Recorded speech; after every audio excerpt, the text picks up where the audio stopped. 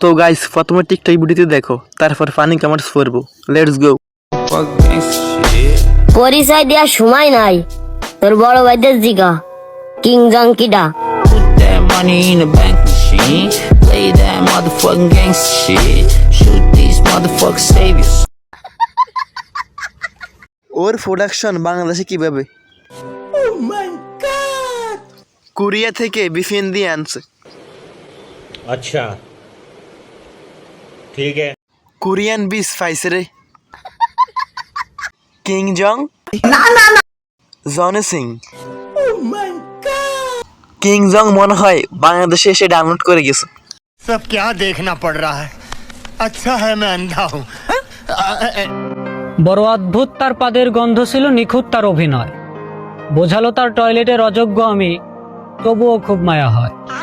এই পাপের চোখেই দেখেছি তাকে হাঁকতে অন্যের চকে, হাসি মুখেতেই দিয়েছি ছেড়ে, তুমি আজীবন থেকে সুখে।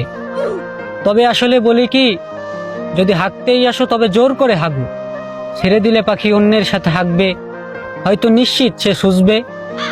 হঠাৎ যদি ঝড় আসে মধ্য আকাশে, ধরো টয়লেটের চাল উড়ে গেল ঝড়ো বাতাসে, চাল ছাড়া সে কিভাবে হাঁকবে? তুমি হয়তো ভাবছো সে ঠিকই সুঝবে।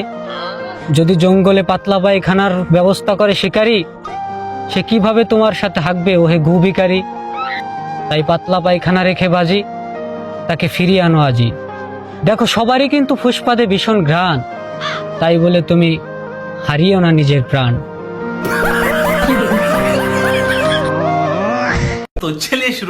কেউ হাসবেন না, এটা কিন্তু ইমোশনাল কবিতা ছিল।